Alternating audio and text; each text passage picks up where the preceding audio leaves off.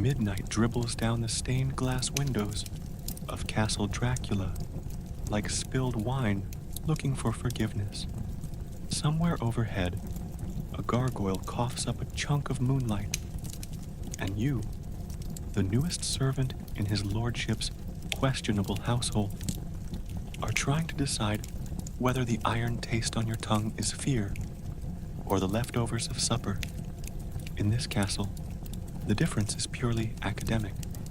Before we shuffle any farther down these echoing corridors, take a tiny moment, just a blink, to tap that little like sigil and subscribe to our nightly chronicles. Only if my gentle droning soothes your weary soul, of course.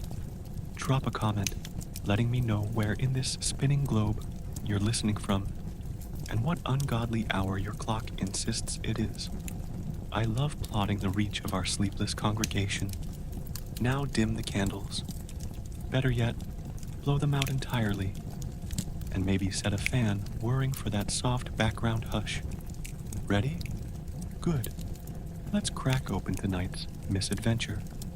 Your employment began precisely 12 minutes ago when the steward, a man stitched together from candle wax and regrets, handed you a broom older than original sin and declared, "Sweep the great hall before sunrise, or before sunrise sweeps you." Encouraging words. You would have asked for clarification, but the steward's jaw unhinged in a yawn that displayed more fangs than tongue. So you settled for a nod and discovered your first rule of survival. Never let courtesy linger longer than your pulse. The great hall sprawls before you now, an ocean of shadow interrupted by islands of spider-webbed chandeliers. Each chandelier houses exactly one lit candle, presumably to keep the spiders from unionizing. Portraits of grim ancestors glare down, eyes tracking your every shuffle across the marble. You glimpse Vlad the something or other, looming with a goblet that still seems to steam. One painting even winks. You decide not to wink back. In the middle of the hall stands a long banquet table, last used, judging by the congealed rivulets, during the late plague supper of 1482. Silver platters bear crusts of black bread shaped suspiciously like earlobes. A single crimson napkin flutters in a breeze you can't feel. You consider sweeping around it. The napkin considers lunging at you.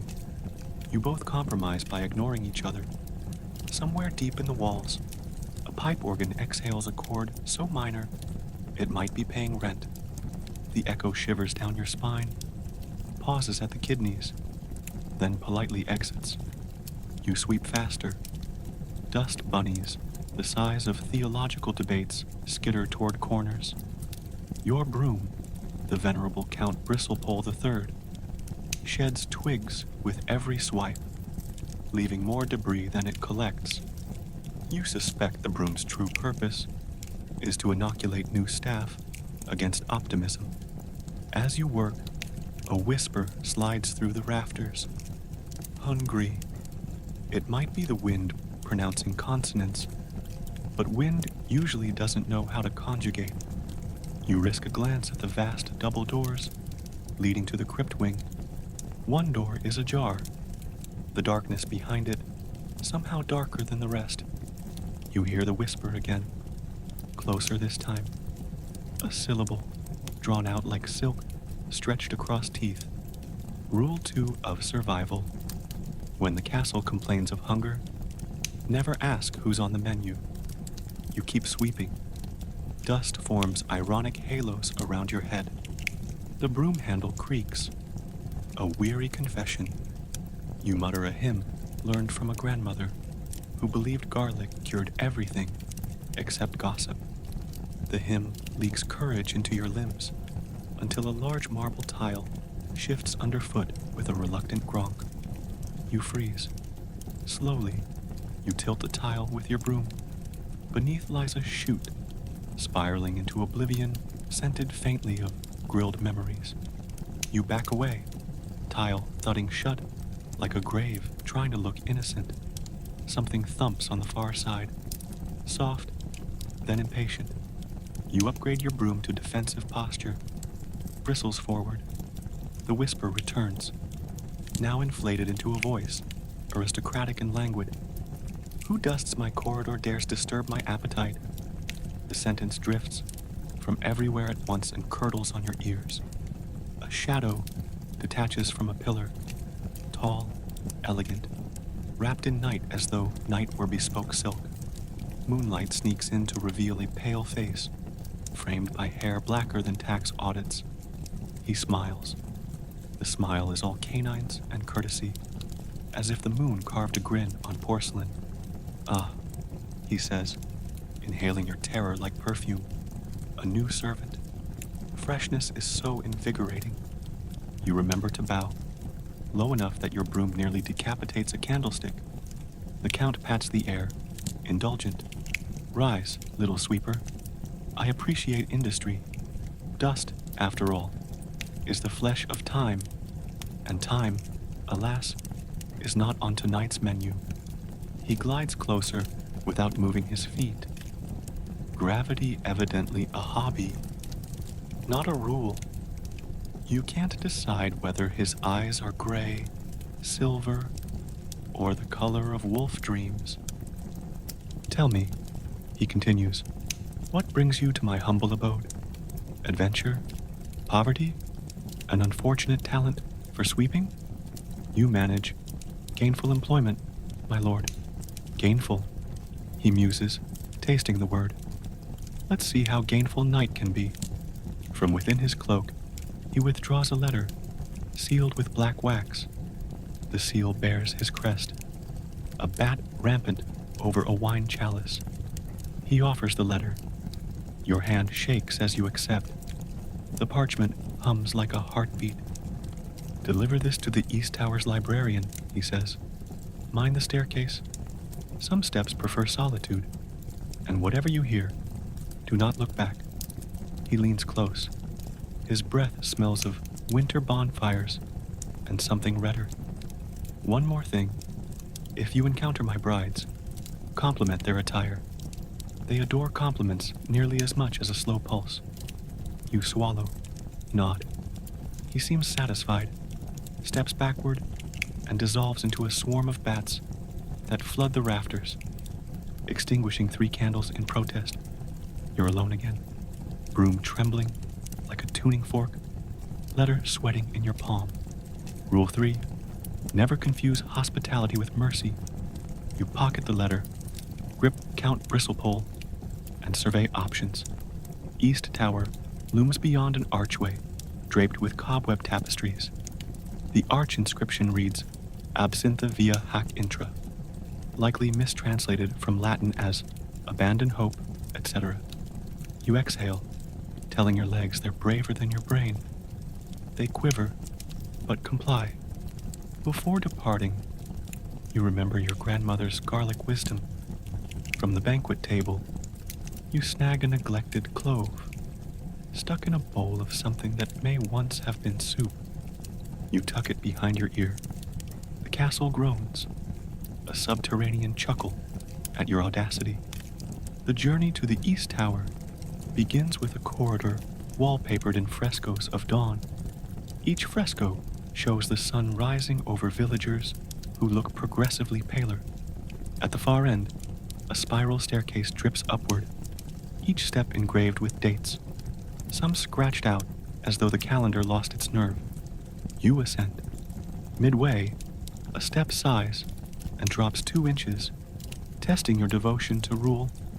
Was it 4? Never trust architecture older than original sin. You reach a landing where 3 doors await, one ajar, exhaling cold, one closed, exhaling music, one missing altogether, revealing only black wind.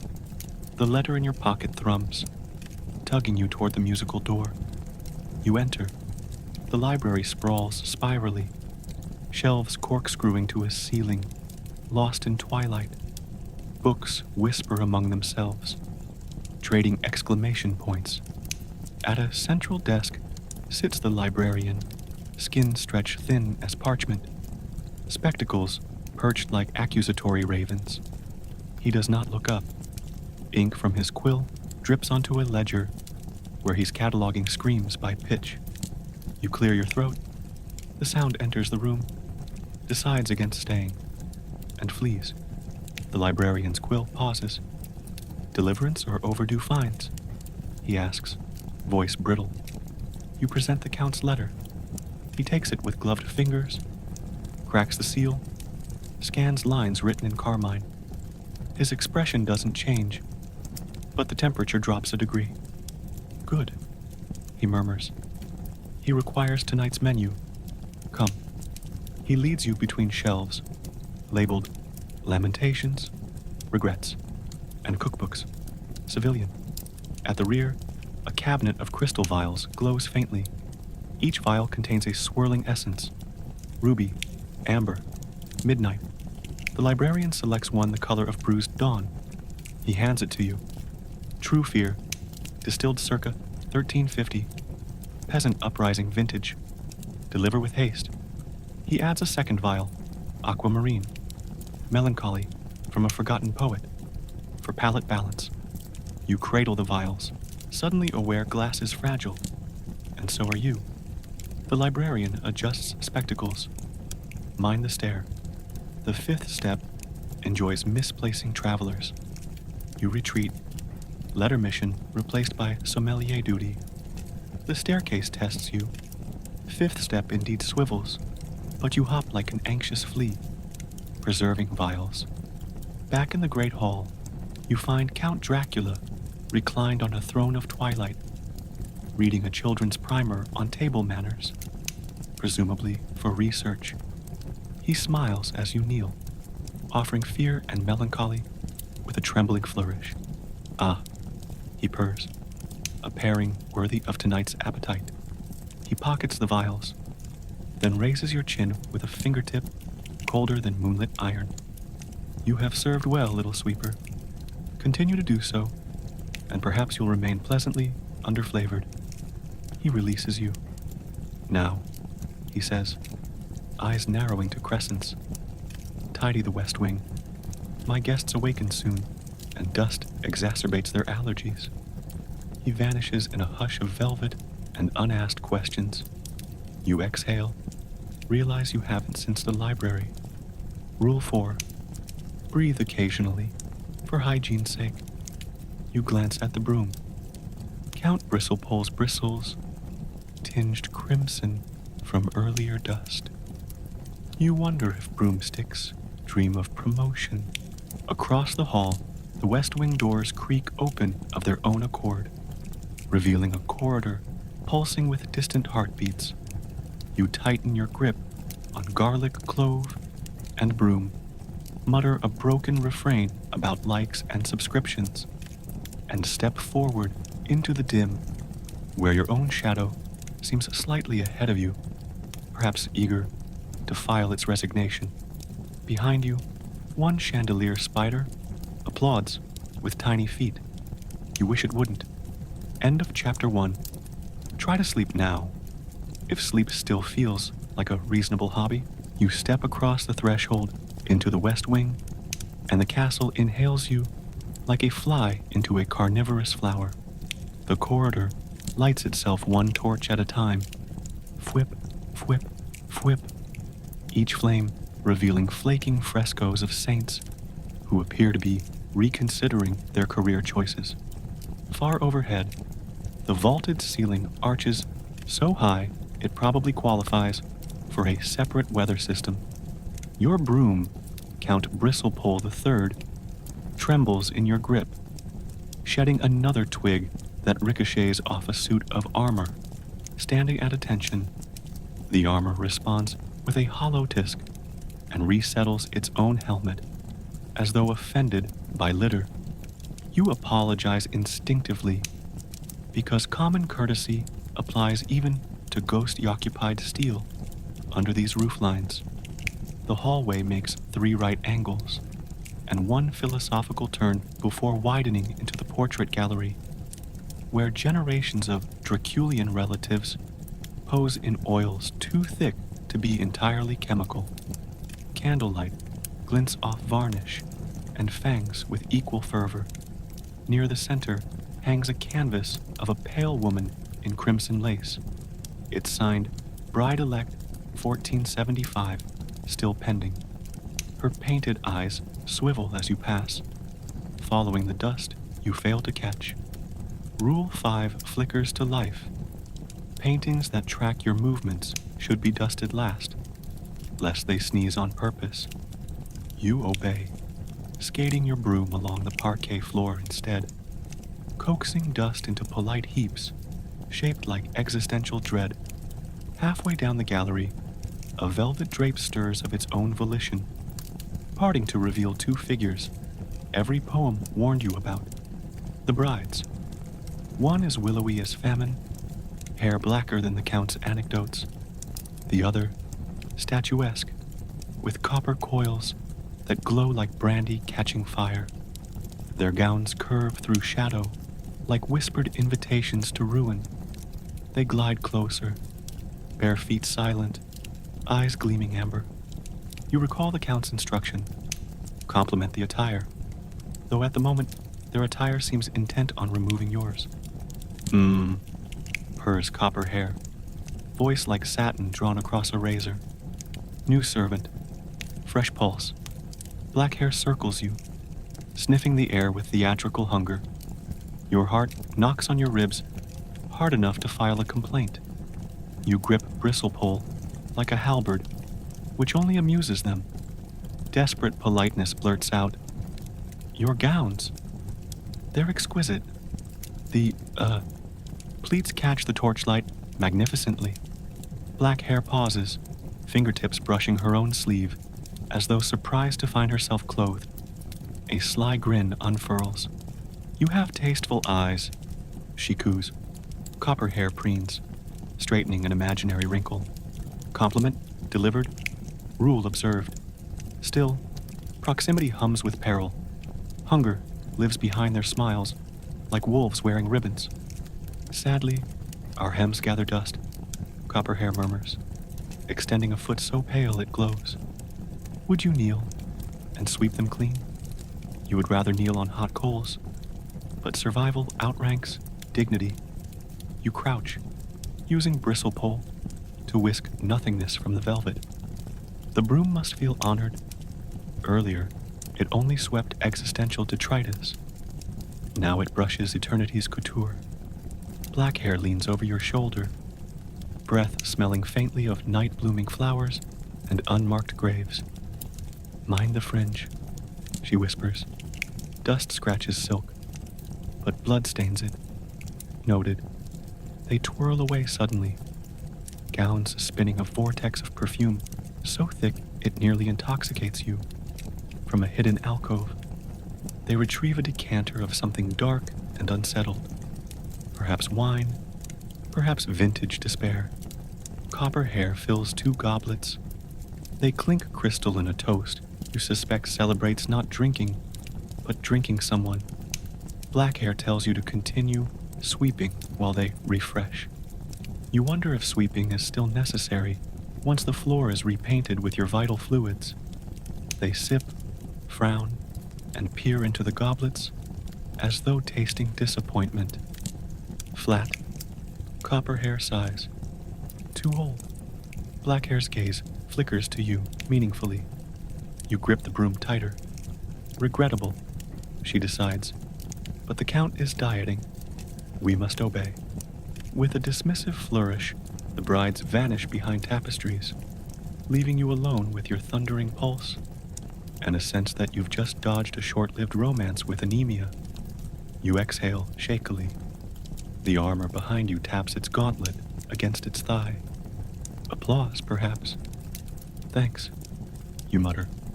It salutes, proud to be included in plot development. Bristlepole creaks, like an old priest absolving you for accidental living. You resume sweeping, this time quicker, redistributing dust into discreet, monastery-quiet piles at the edges of the carpet runner. Past the portrait gallery, the corridor elbows into the blood accounts office, an antechamber lined with ledgers chained to desks. Tall windows throw moonbeams across parchment that smells of iron and overdue interest. Here, the steward, waxen, hunchbacked, scribbles calculations of intake versus exsanguination. He doesn't look up as you enter. The quill moves like a frantic spider, desperate to finish its web before winter. Sweep silently, he croaks, eyes fixed on columns. I'm balancing the annual budget and can't afford distractions. You scan a ledger. Headings read peasants, pilgrims, lost poets, and postal messengers. Each victim category sports entries of volume, drained and notes on flavor profile. The steward's quill pauses over account, postal messengers, then scribbles, sinewy, low tannin. You decide literacy may kill faster than thirst in this castle. You dust around his desk, minding the ink pots. One is filled not with ink, but coagulated garnet sludge. He uses a turkey feather for that pot, presumably a cruelty workaround. Kill fewer turkeys, more messengers. He finally glances up, candlelight etching hollows beneath his eyes. Ah, the broom carrier. Good. Once you've tidied, take this memo to the crypt butler. He slides a parchment across the desk, sealed with black wax, stamped urgent, inventory imbalance. You tuck it next to your garlic. The steward warns, beware the crypt butler's pet. He's whimsical around brooms. Corridor again. Torchlight flickers in agitation. Shadows performing gallows, pantomime on the walls. You follow a stair downward, air cooling to the temperature of second thoughts. Each step bears Latin epitaphs. Mortui sedentis, audiunt. The seated dead are listening. Lovely. At the stair's end, double doors carved with reliefs of weeping angels, gape enough for one servant and his existential baggage. Inside, the crypt corridor is carpeted in mist, ankle-deep, swirling like gossip. Sconces hold blue flames that emit zero warmth. Sarcophagi line the walls, each lid etched with the occupant's dietary preferences. Virgins only, philosopher's vintage, cheesemonger's seasonal. At the junction stands the crypt butler, tall and gaunt, mustache waxed into punctuation marks. His pet slinks at his feet, a hairless wolf with bat wings folded like dark napkins. The wolf's eyes glow coals. Its breath puffs frost. Your broom tenses. The butler bows exactly 30 degrees. Missive? You hand the memo. He cracks the wax, scans, frowns, a frown that registers on seismic charts. We are 4 pints short for tonight's dessert flight, he mutters. He peers at you, as though gauging whether broom carriers count as dairy or blood. Thankfully, he pockets the parchment instead. See that you dust the reliquary row. Mind the relic of Saint Apoplexia. It explodes when sneezed on. Reliquary row is a side aisle of glass cases holding everything from martyr fingerbones to a saint's anxiety preserved in crystal. Every surface radiates holiness in the same way the sun radiates skin cancer. You tiptoe, sweeping dust into your cupped palm rather than risk a broom bristle toppling eternity's snow globes. Mid-aisle, a sneeze tickles your nose. Dust revenge. You clamp nostrils shut, pinch, think of bland poetry, and swallow the sneeze until tears leak. Saint Apoplexia's relic shimmers, disappointed by the missed pyrotechnics. Job done, you retreat toward the stairs, but the wolf bat skulks into your path, sniffing broom handle, garlic, your pulse. Its muzzle brushes your pocket, where fear and melancholy vials once rested. Rule 6. Intimidating pets respond to confident obedience. You pat its skull. The skin feels like chilled parchment. Good. Beast. It snorts, decides your courage is undercooked, and allows you passage. Back in the main corridor, you find the brides waiting, eyes gleaming hungry amber again, but this time wearing different gowns. Silk, the color of arterial blood. Darling little sweeper. Copper hair coos. Play a game with us? Black hair claps softly. Hide and seek. If you hide well, you keep hiding forever. If we find you, she licks a fang. You recall the secret tile chute in the Great Hall. A hiding place. Perhaps an escape. You feign enthusiasm. Count me in, you say, voice wobbling like undercooked pudding. They close their eyes. You dash, broom clacking, heart flailing. You race the hallways, counting steps. Left at fresco, right at coughing gargoyle. Straight through organ loft where invisible fingers test a dirge. Bride's laughter bounces off stone behind you. You skid into the great hall, find the suspicious tile. Broom handle prize. Tile lifts. You slide into the chute, clutching bristle pole like a lifeline. The chute slants downward, then corkscrews. Darkness smothers torch memory. You tumble onto a mound of cold velvet drapes, smelling of dust and resignation.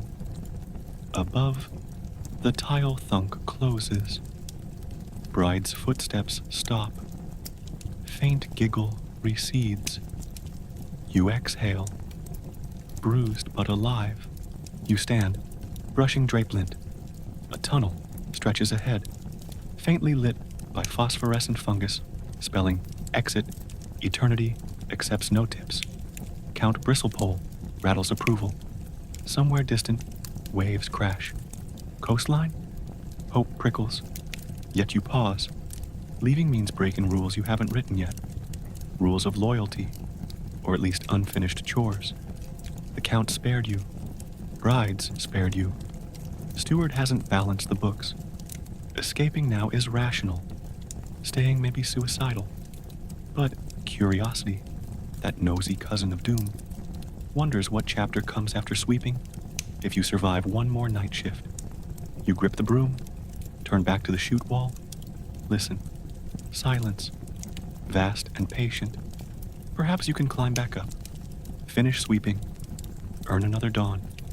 You weigh options, bolt into cryptic freedom, or ascend into predictable horror that pays room and board in nightmares. Choice bruises your mind like a peach dropped from bell tower height. Finally, you chuckle. A brittle sound, but yours. End of shift. You tell Bristlepole. Let's clock out. You limp toward the glowing exit. Each step lighter, leaving dust, brides, budgets, and Count Dracula's appetite behind. For tonight, shadows swallow you warmly. Somewhere above, the Count's whisper finds the empty hall. Little sweeper? The silence answers with a shrug. Maybe he'll hire a new servant. Maybe portraits will wink slower. Maybe spiders finally unionize. But for now, there is only your heartbeat, the broom's soft taps, and the tunnel's promise that the castle can wait until insomnia brings the next listener home. Sleep tight, if you trust where tunnels lead. The tunnel slopes downward at the angle of a guilty shrug, ceiling low enough to ensure your broom, Count Bristlepole III, keeps clacking against stone ribs like a walking stick with social anxiety. Phosphorescent lichen tattoos the walls in blotches of corpse green, spelling unintelligible slogans, possibly Latin, possibly enthusiastic mildew. Behind you, the castle recedes into hush, broken only by the faintest rattle of chandeliers still recovering from your unannounced exit. Ahead, sea wind breathes somewhere unseen, carrying the salt and coffin bouquet of distant waves, colliding with cliff teeth. You march, pulse slowly reholstering itself, until the passage widens into a vaulted chamber whose purpose appears to be terrify newcomers. Stalactites drip at irregular intervals, forming puddles that swirl with rainbow film, either mineral residue or a very bored ghost's bathwater. In the center stands an antique kiosk fashioned from black marble, topped with a bell and a ledger. A sign dangles: Castle Dracula, Subterranean Concierge, ring for assistance, pay in memories. Rule 7 of survival writes itself: never pay for customer service with something you can't regrow. You keep your hands to yourself. Unfortunately, Count Bristlepole chooses this moment to shed another twig, which strikes the bell with tragic percussion. Ding. Echoes ricochet like startled bats. A panel behind the kiosk slides open, and a skeleton wearing a moth-nibbled waistcoat totters out, quill tucked behind what would be an ear, if skulls had cartilage. Welcome, valued pedestrian. It greets, jawbones clacking, cheerful staccato. Name, department, reason for trespass? The bony clerk flips open the ledger to a blank page, dips quill into a black puddle that might be ink or concentrated ennui. Accidental tourist. You manage, clutching broom at garlic and rapidly drafting explanations less incriminating than fleeing vampiric HR. The skeleton nods with professional pity. Very common. One wrong turn at the bleeding sconce, and poof. Urine facilities no living soul should inventory. It sniffs, though nostrils are in short supply. Still, paperwork is paperwork. It gestures to a rack of forms carved in stone slabs. C179. Intent to escape. B666. Reluctant return. S1138. I was never here.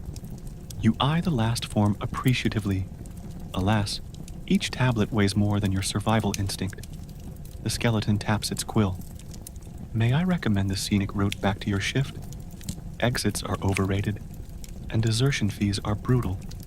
Interest accrues in centuries. You blanch, remembering the steward's ledgers, and how blood tithes rarely forgive compound interest. Is there a loophole? You ask. It ponders, vertebrae squeaking. Loophole 4A. If the servant acquires a lost item of the Count's personal collection and returns it by sunrise, all escape penalties convert to sick leave. It leans close, voice dropping to conspiratorial rattle. Item presently missing. The nocturnal chronometer. A pocket watch that runs on moonlight. Mislaid somewhere in these tunnels last century. Find it, clock back in. Nobody gets drained. You weigh choices. Continue toward hypothetical freedom, or fetch a mystical timepiece to erase your newly inked criminal record. Freedom beyond the tunnel is enticing, but so is keeping arterial content internal. Besides, you reason, a pocket watch can't be harder to handle than brides, wolves, and explosive relics of saintly apoplexy. Where was it last sighted? You ask. The skeleton flips a page. In the custody of an assistant timekeeper 3rd class, departed this world via spontaneous chronometric implosion. Remains expected near the tidal shafts. It points down a side passage labeled Temporal Archives. Keep out of time. Then the skeleton salutes, bones clacking Morse code for good luck, and folds back into its niche, kiosk lamp dimming to sulk mode. You proceed. The air cools further, tasting of rusted bells. Cobwebs span the corridor in lace sheets, glistening with dew or unshed tears. Bristlepole clears a path, flicking webs aside, while their 8-legged architects curse in tiny Latin. Eventually, the stone gives way to iron gratings beneath your boots, through which you glimpse black water surging far below. The tidal shafts. Dark arches line the walls, each arch inset with a clock face frozen at arbitrary hours. Some ahead, some behind, none correct. pendulums hang motionless, heavy as regret. At arch number 7, you discover the assistant timekeeper, or what's left. A ragged cloak, a tarnished name badge reading Otto the Punctual, and a scorch mark shaped like exploded expectation. No watch. You scour the grated floor, candle stub between teeth, garlic behind ear, heart thudding like misplaced gears. Something catches the light, a gleam lodged in a drain hole. You kneel, stretch an arm, fingertips brushing metal. Too narrow. You improvise. Wedge bristlepole's handle. Through the grate, hook the object, coax it upward. The broom protests, but obeys. Seconds later, a pocket watch emerges. Silver filigree, moonstone cabochon, pulsing soft ivory. Success. The watch clicks open unbidden. Its face shows no hands, only a needle that spins whenever you blink. Settle in on timestamps that make no sense. 1366, 2500, yesterday -3. You decide not to stare too long. Timepieces here might bill for confusion. You stash it carefully. Now return. Yet the corridor behind is gone, replaced by a blank stone wall. The chronometer purrs in your pocket, smug about temporal rearrangement. Rule 8. Magic objects cause detours. They'd be boring otherwise. You push forward. The grated floor tilts downward into a cavern where tides surge through arches like black stallions. A narrow catwalk hugs the wall, slick with brine. You shuffle sideways, broom used as balance pole. Halfway along, a metal gate blocks progress. Above, a sign. Sing for passage. Not specific about genre. You recall fragments of the lullaby ballad you spoon-drummed in Crownford. You hum a shaky verse. The gate rattles, unimpressed. You attempt Gregorian chanting. Gate yawns wider, but stops. Desperation births creativity. You perform the castle's most beloved phrase. Don't forget to like and subscribe. In operatic vibrato. The gate swings open, evidently a fan of cross-promotional jingle. Beyond, stairs ascend in a spiral, narrower than a conscience. Halfway up, you meet another obstacle. A mirror leaning against the wall. Gilt frame sprouting cobweb scrollwork. Etched on the glass. Please verify reflection. You peer. Your reflection stares back. Dusty, eyebrow raised, broom in hand. All seems normal until you notice a second figure behind you in the glass. Count Dracula himself, smiling placidly, though the stare is empty. He winks. You spin. Nothing. In the mirror, he's still there, tapping an invisible watch on his vest. Message received. Sunrise approaches. You hurry. Stare ends at a trapdoor beneath the portrait gallery. You nudge it. Stuck. The watch glows brighter. Needle pointing to nearly too late. Panic sharpens your muscles. You ram the trapdoor. It creaks, spits dust, but holds. You step back, raise bristlepole like a battering ram. Whisper an apology and charge. Wood splinters. Portrait frames quake. And you burst into the gallery amid a blizzard of dust motes. Early dawn paints gray stripes through the stained glass. No brides in sight. No count. Only the armor, still guarding the hall. It nods approval at your dramatic entrance. You sprint toward the throne alcove, where you first met Dracula, chronometer in hand.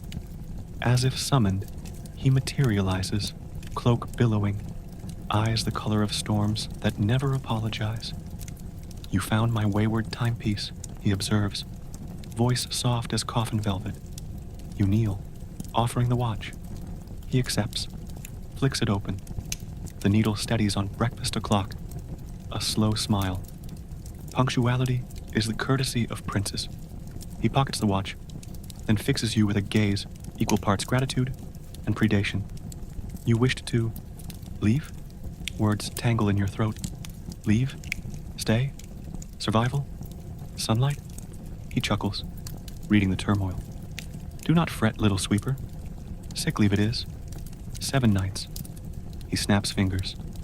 The steward shuffles from shadows, bearing parchment. Certificate of authorized absence. Reason: temporal retrieval service. You sign before noticing the fine print. Return mandatory.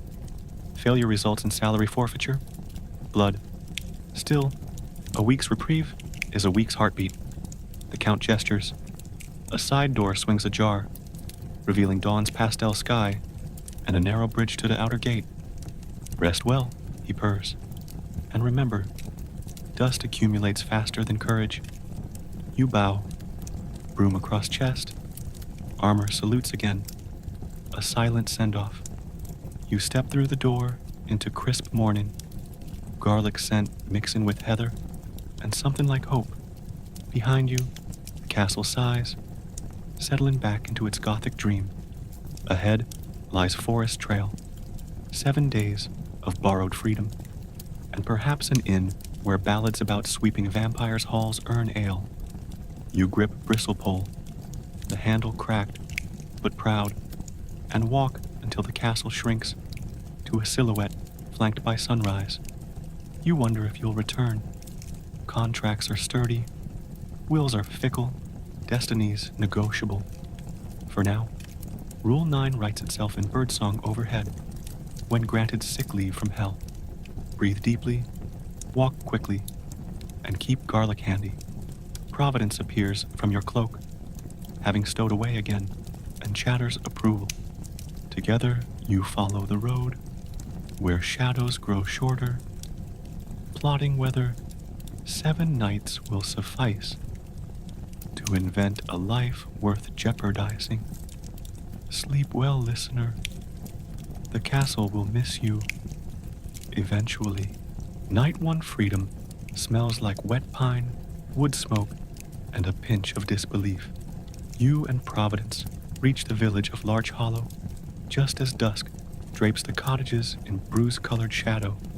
Lanterns flicker awake, chasing moths practicing necromancy. Your broom, Count Bristlepole III, lies strapped across your back like an underpaid bodyguard. Every step away from Castle Dracula should feel lighter, but guilt rides piggyback. You've promised the Count you'll return in 7 nights, and your blood has already signed the contract. The only inn is the Sanguine Stoat, a thatched hovel advertising ale, lodging, and modest ghosts. BIO garlic. A painted stoat on the sign grins with suspicious incisors. Inside, benches sag under farmers, fermenting in cider. A fiddler saws at a jig determined to stay drunk. The innkeeper, Maud, shoulders like ox yokes, eyes your broom, sweeps his own room. She remarks, "Rare virtue."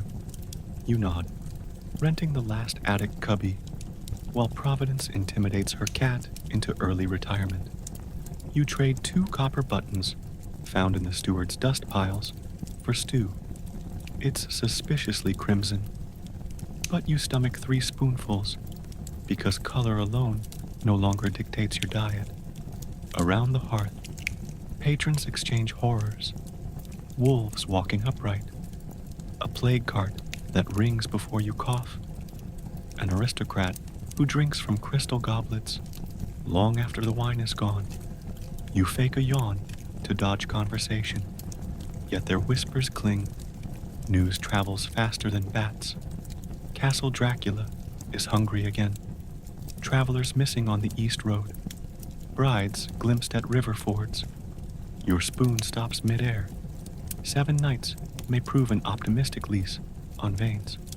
Up in your cubby, straw mattress itching like penance, you draft a plan. Cross the border into the kingdom of Lara before night 4, where Dracula's summons allegedly lose jurisdiction. With coins scarce, you'll need work en route, perhaps sweeping sanctuaries, less carnivorous.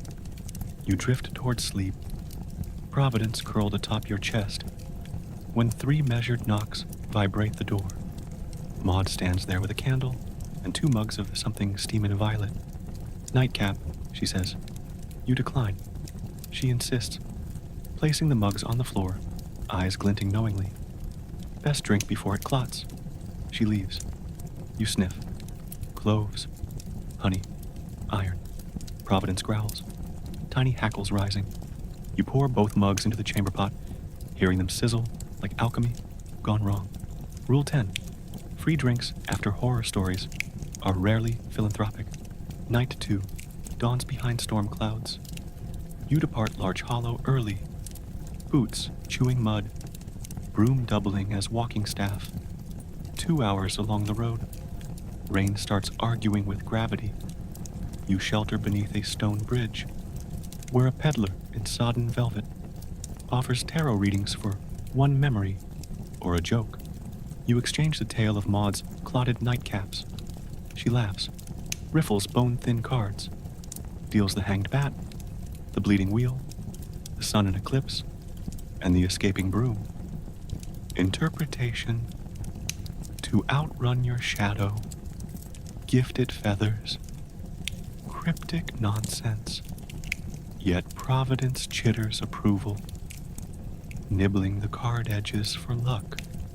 By evening, you limp into Briar-Weald, a hamlet famous for its church, built entirely of thornwood. The priestess, Sister Merrow, greets travelers with warm broth and warmer interrogations. You volunteer to sweep the nave. Habit dies slow. Thornwood pews whisper under each stroke, exuding sap that smells faintly of repentance. The sister watches your broom, like it might sprout theology. That stick's been places, she notes. You shrug. Mostly dungeons. She nods. Clergy understand confinement. After cleaning, she invites confession. You're tempted. Release weighs less than flight. But you stop at the part where your employer stores vintages of poet blood.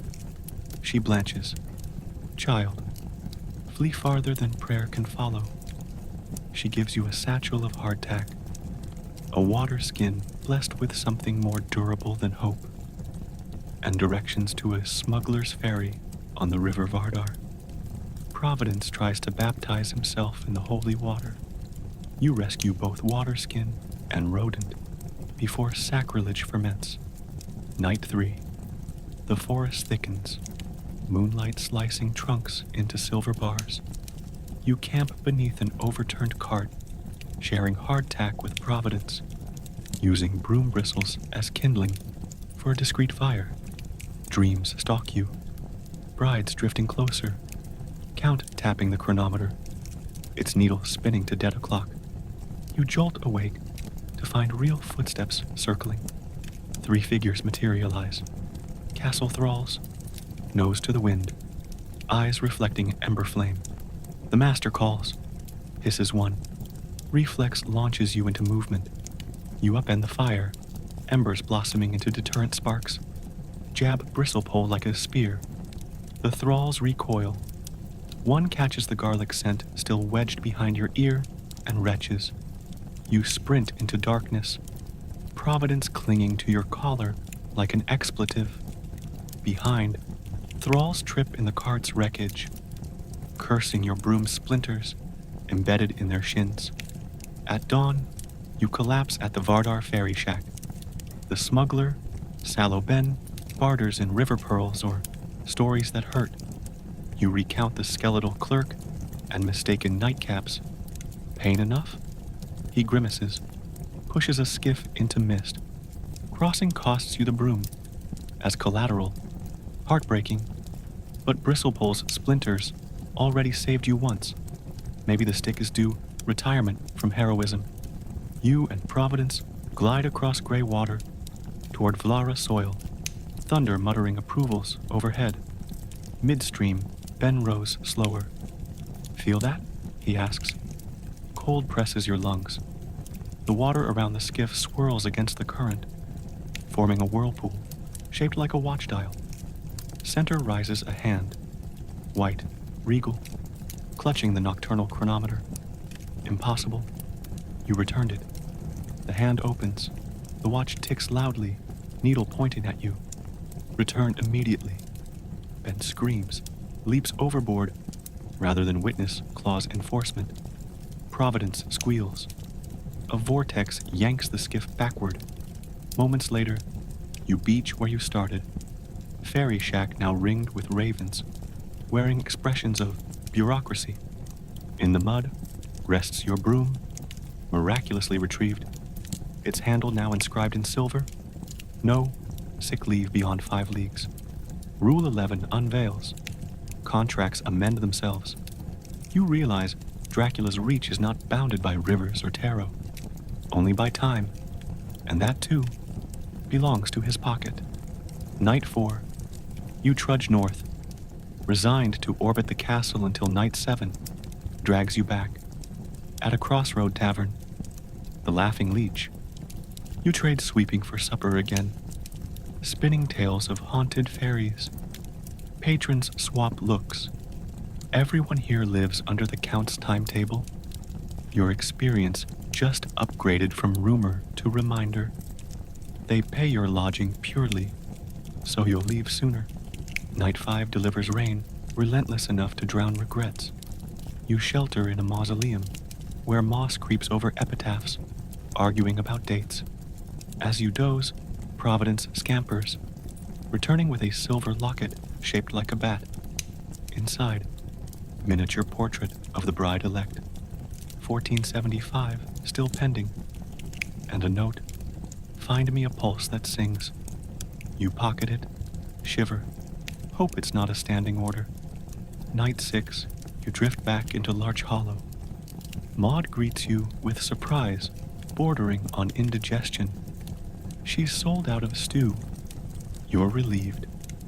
Over watered ale, you discover the village has begun nightly garlic curfews, since 3 patrons were found with mysteriously courteous neck wounds. Business gloom, Maud laments. You almost apologize for fleeing the castle. Evidently, trouble followed anyway. On the road for final return, you craft an apology to the Count. Room retrieved, watch delivered, sick leave observed mostly. Yet dread mutates. What if repayment exceeds mischief? Providence senses mood, curls in your hood, whispering ferret comforts, which sounds suspiciously like plotting. You tighten cloak, follow the path where night wagon ruts lead. The castle appears by moonrise, silhouette familiarly predatory. Gargoyles welcome you with unslept grins. Great doors inhale you. Organ chords recognize your heartbeat. The Count awaits in the hall, brides flanking him like well-dressed bookends of doom. He smiles, genuine warmth spiced with hunger. Punctual, little sweeper. I do appreciate punctuality. He notes the broom's new inscription, arches one judicial eyebrow, and thank you for field testing my temporal leash. Effective, yes? You nod, presenting the locket offering. The bride-elect hisses delight. The Count chuckles, gesturing to the assembled dust on your cloak shoulders. You've brought work home. Splendid. Resume sweeping. You heft bristlepole, relieved and resigned. Rule 12 inscribes itself on your soul. Freedom is rentable, but never refundable. Still, as you set bristles to marble, and Providence begins her nightly patrol for moths, a strange contentment settles. You are alive, you have stories, and the broom, even burdened by fine print, remains yours to wield, like a modest lance against eternity's cobwebs. Somewhere above, the chronometer ticks, counting down to the next scheduled appetite. But tonight, dust dances in torchlight.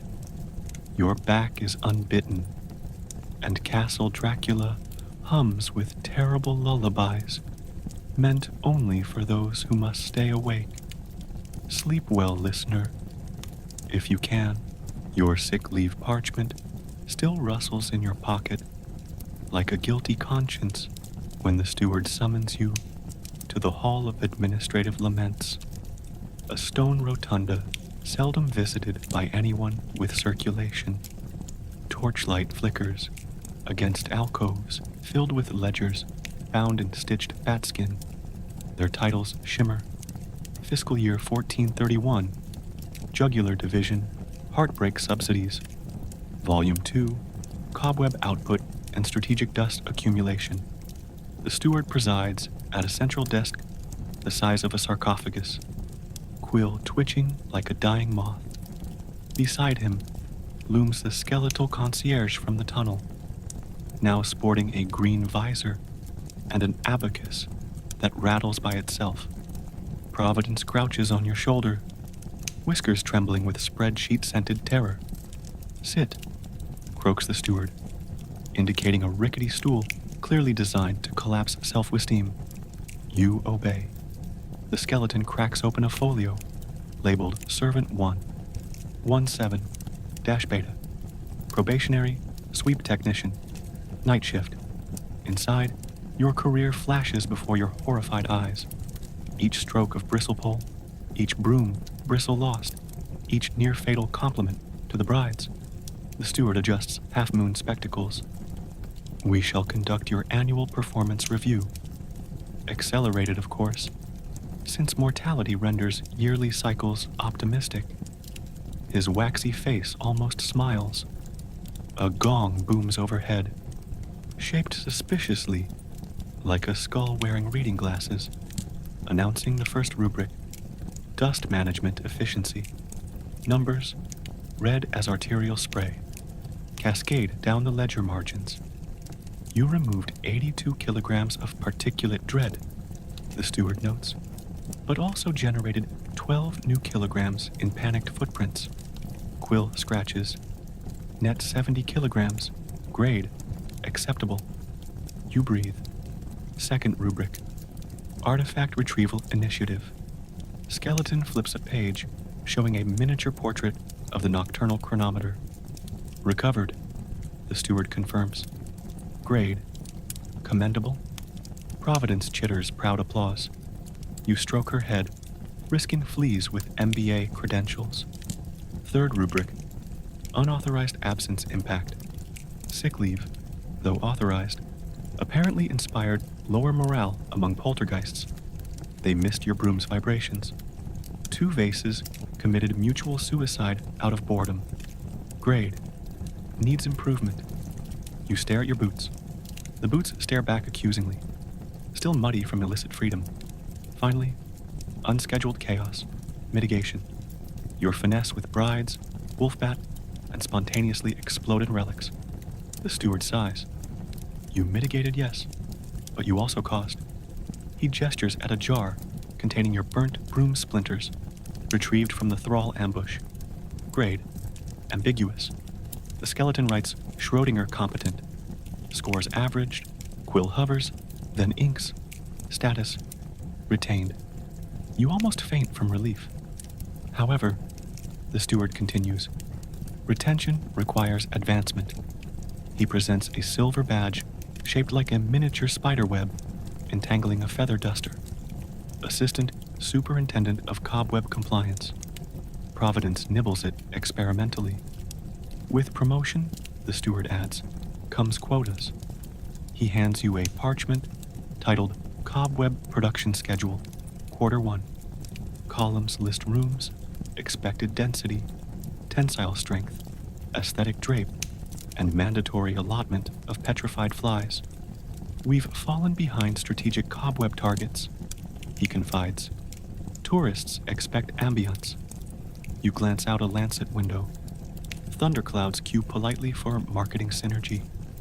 Your first managerial task, re-cobweb the Hall of Echoes before moonrise. Failure results in demotion to blood donor in training. You salute. Providence steals the abacus beads for snacks. Skeleton hisses but lacks lungs to pursue. The Hall of Echoes squats 3 levels below the chapel, a cylindrical gallery designed to amplify even polite coughs into seismic prophecy. When you arrive, only 3 weary cobwebs sag between pillars, like existential hammocks for dust motes. You unstrap bristlepole, now official staff baton, and unseal a walnut crate of contract spiders issued by procurement. Each arachnid sports a tiny union badge. Local 666, Silk Weavers, and Spectral Insect Guild. They file into formation, awaiting orders. You scan the quota sheet. Coverage, 93% by surface area, weighted toward upper cornice. Load-bearing capacity, must support at least one melancholic bat per linear meter. You clear your throat for an inspirational speech. Esteemed arthropods, you begin. Your Silk Early Access program begins now. 8-legged applause. Deployment commences. You ascend a rickety ladder. Spider Vanguard riding your sleeve like nobility. Sans horses. They repel into corners. Spinning thread faster than the count renders peasants anemic. Providence chases stragglers, ensuring even distribution. Within an hour, gossamer festoons drape from vaulted ribs. A passing draft strums them, playing a harp note that sounds like someone somewhere deciding not to leave.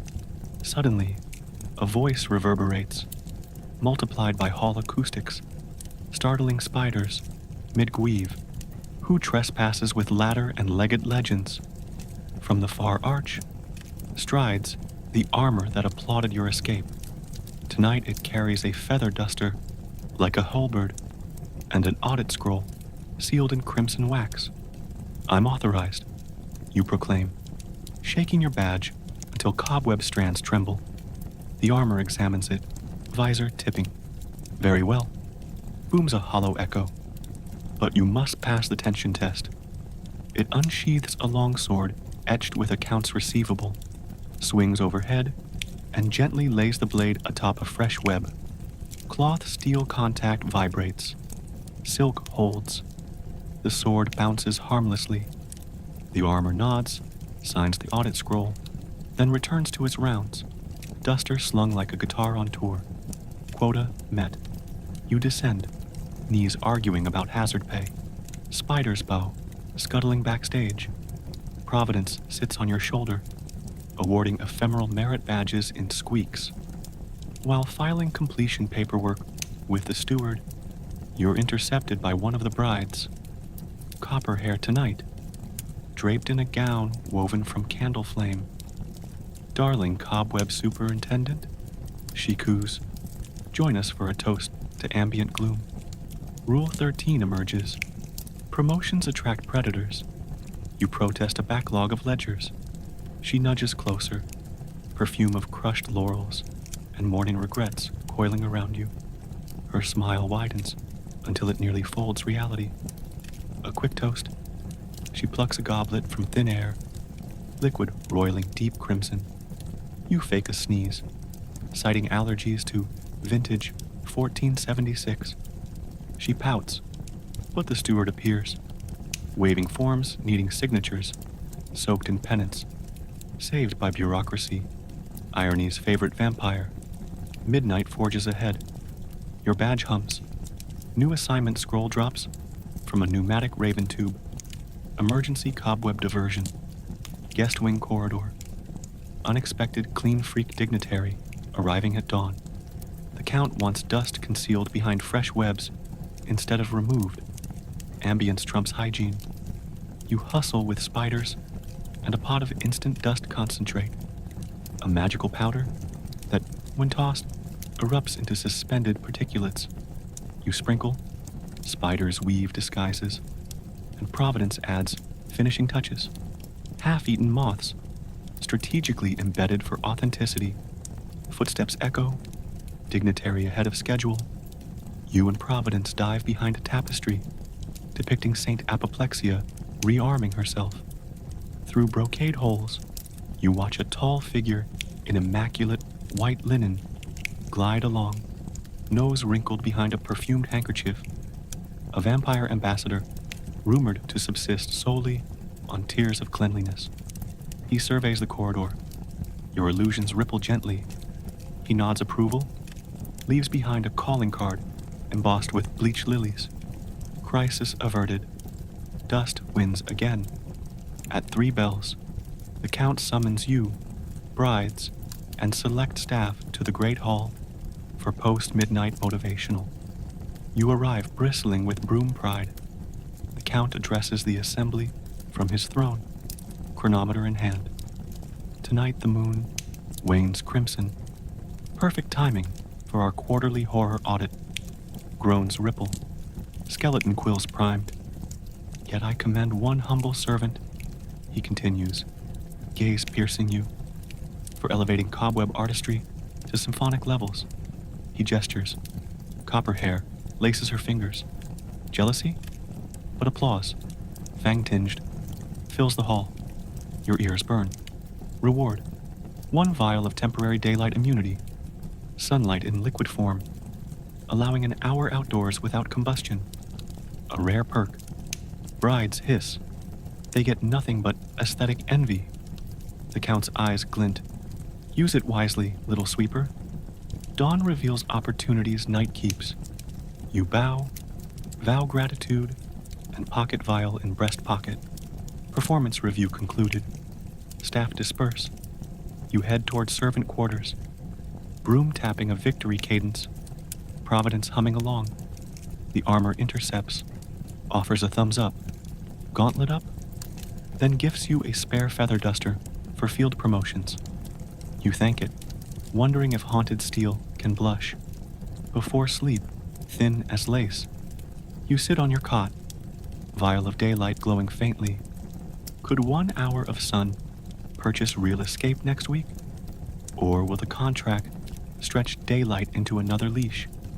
Providence curls on your lap, whiskers twitching through fractions of dreams. You pet her, thinking how each survival test tightens your entanglement with the castle. Like spiders you now supervise. Cobweb superintendent. Who'd have guessed? Yet the badge gleams. The needles of the chronometer elsewhere tick. And tomorrow's quotas await unsuspecting rafters.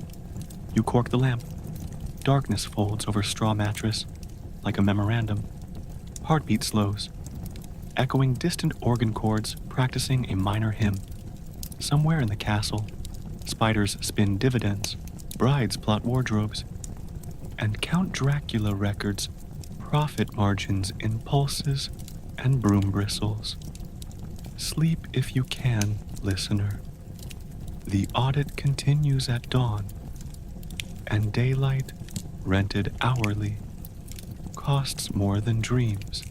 Morning leaks through the arrow slits, long before your courage finishes stretching. The vial of temporary daylight, immunity glows in your palm like a bottled sunrise, warm enough to make Providence's whiskers twitch in suspicion. You weigh possibilities, squander the hour on meadow frolic, or leverage it for supplies to keep your cobweb quotas from choking on austerity. Practicality slaps whimsy. Supplies it is. Rule 14 inscribes itself across your frontal lobe. If granted a rare loophole, use it to grease future loopholes. Accordingly, you draft a shopping list. Instant dust concentrate, extra sooty, emergency broom bristles, batwing snacks for local 666 members, and, because Providence lobbies hard, 1 wheel of cheese. You down the vial in a single swallow.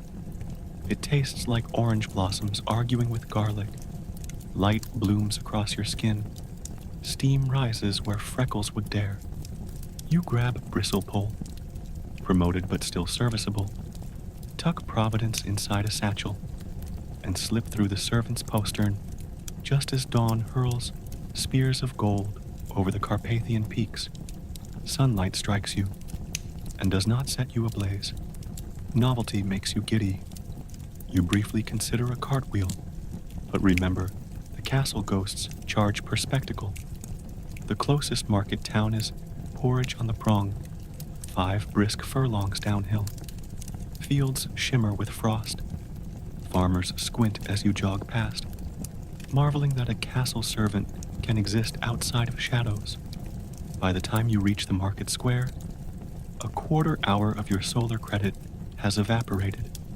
Stalls hawk everything from crucifix-shaped cucumbers to miracle-proof pastries.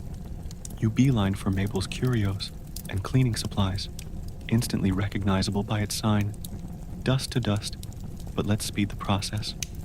Mabel, a wiry woman wielding a broom as regally as fencing foil, eyes your badge. Cobweb Superintendent? Congratulations. Condolences. What'll it be? You recite your list. She measures instant dust, concentrate into a paper cone. 2 shakes create a Victorian attic, and tosses in a complimentary packet of ectoplasm glitter for premium ambiance. Providence peeks out. Mabel gives her a candied beetle. At minute 38 of your hour, a commotion ripples across the square. 2 figures stride in, black dusters, silver buckles, wide-brimmed hats radioing professional menace. They set up a folding sign. Dr. Grindle and Son, licensed vampire disposal. The crowd oohs. Your solar warmth frostbites into dread. Daylight hunters can operate when your employer cannot. And your badge, though shiny, screams castle affiliation from 20 paces. You shove purchases into satchel and pivot. But Doc Grindle's hawk eyes snag you. You there. Fancy badge. Where do you serve? You stammer something about remote custodial consultancy. The younger hunter, Grindle Jr., notes the spiderweb design. That crest belongs to Castle Dracula, doesn't it? Gasps from eavesdropping townsfolk. Broom sweats in your grip. Providence improvises diversion. She launches from the satchel, steals Junior's garlic garland, and scampers beneath a cabbage cart. Junior bolts after her, brandishing a stake. Doc Grindle corners you, flintlock crossbow raised. Show me your neck, he growls. You swallow daylight-flavored saliva, tilt head, no fang marks, just collarbone anxiety. He lowers weapon fractionally. Your brain fabricates, lie 1. I quit. Terrible dental plan. Lie 2. Leaving forever. Lie 3. Credit-based. But I know hidden tunnels if you seek an ambush. Offer bait. Lead hunters astray. Protect castle and therefore yourself. He bites. Sun sets in 6 hours. Meet us at the old mire with directions. You nod. Slip away while Junior curses ferret and cabbages alike. Minute 49. You're trotting uphill. Supplies rattling. Providence reunites. Garlic garland still clenched. Daylight vials glow dims inside your gut. Countdown audible in pulse. Halfway to castle, you pass an abandoned pumpkin patch. Idea detonates. Pumpkins plus ectoplasm, glitter plus instant dust. Concentrate equals disruptive scarecrow substitute. You carve 4 pumpkins with crude vampire faces. Stuff each with dust concentrate packets. Sprinkle glitter and rig them on broom splinters as fuses. When Grindle follows your directions, a spark from his lantern should turn field visibility to 0. Harmless chaos, but enough to tarnish hunter bravado. Minute 58. Turrets crest into view. You sprint through postern, just as sun immunity fizzles. Skin tingles, where burn almost began. Inside, gloom hugs you, like taxing relatives. Success? Maybe. You stash supplies in a cobweb supply closet, leaving cheese for Providence and spare beetles for Union spiders. But the castle's crisis queue never empties. A parchment nailed to the steward's door reads, Emergency Audit, Cobweb, Quota. Unmet in East Transept. Brides hosting Masquerade tonight. Of course they are. You grab fresh dust cone, broom bristles, duster, and scurry to the East Transept, heart tamburining. The transept arches soar, windows depicting saints surrendering to insomnia. Unfortunately, 5 Union spiders, sit in miniature picket line across the clear story. Banners reading, "No silk, no service," and "Pay us flies, not lies." Local 666 demands increased moth subsidies and hazard insurance for encounters with swooning debutantes. Your schedule groans. You can't weave quota without them. Negotiations ensue atop a scaffold. You produce Batwing snacks Mabel sold, plus the cheese wedge. Sorry, Providence. Spiders deliberate by synchronized leg rubbing. Agreement. Snacks now. Improved fly allotment after the masquerade. Easy masquerade guests always shed dignity and hors d'oeuvre crumbs. Strike resolved. Spiders spin overtime. You dust surfaces, inflate ambiance. Ectoplasm glitter drifts, catching torchlight until the transept resembles a cathedral inside a snow globe mourning its childhood. Evening descends. Masquerade guests, aristocrats, phantoms, a ghoul wearing 7 monocles pile in. Brides float at the apex stair, gowns shimmering like fresh arterial spray. Copper hair spots you, tosses a wink equal parts threat and thanks. Your webs provide perfect mood lighting. Musicians strike up a waltz, where every third beat sighs sorrow. Mid-dance, castle bells toll. A single note, alarm register. You glimpse through a lancet window. Lanterns bobbing down the hill. Doc Grindle and Son, early and determined. Worse, they bypass Pumpkin Patch, ignoring your fireworks. Time for improvisation squared. You dash to Armory Annex, borrow a tarnished breastplate and a helmet styled after a rooster. Fashion once defended villages. You fill helmet with leftover dust. Concentrate, wedge a candle stub as fuse. Providence volunteers to distract hunters again. Together, you slip through servant tunnels, emerging in crypt courtyard as hunters scale the outer wall. You stride forth in ridiculous armor, rooster plume wagging. Grindle levels crossbow. You light candle. Lie 4 booms through visor. I am Sir Clucks-a-Lot, guardian of the sacred dawn, and this courtyard is under sanctified renovation. Trespass voids your licenses.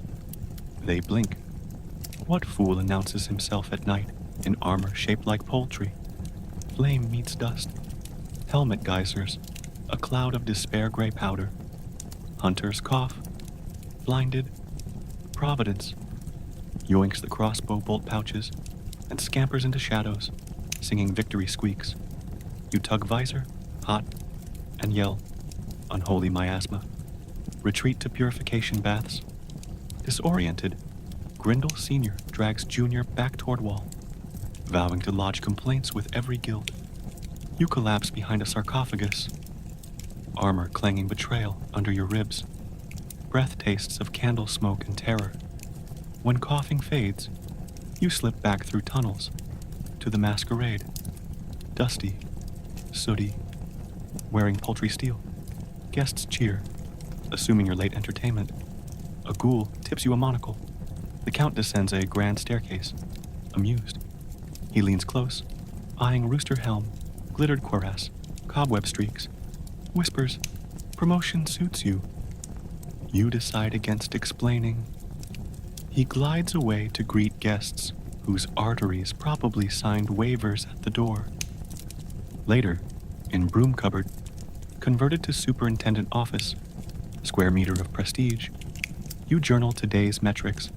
Spiders appeased, quotas met, hunters diverted, sun immunity spent, pumpkin patch ruined, Providence full of garlic. You inscribe Rule 15. In Castle Dracula, the safest daylight is still the darkest hallway.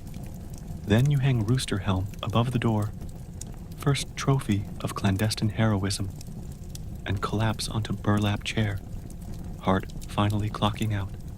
Somewhere outside, hunter boots stumble back to porridge on the prong, carrying rumors of a beaked night and weaponized cobwebs. Inside, brides toast to moonlight reflected in masquerade masks. And deep in administrative catacombs, The skeleton concierge upgrades your file. Employee demonstrates initiative. Recommend hazard pay in extra minutes of life. You smile as sleep drags you under. Broom resting within arm's reach. Dawn is 6 hours away.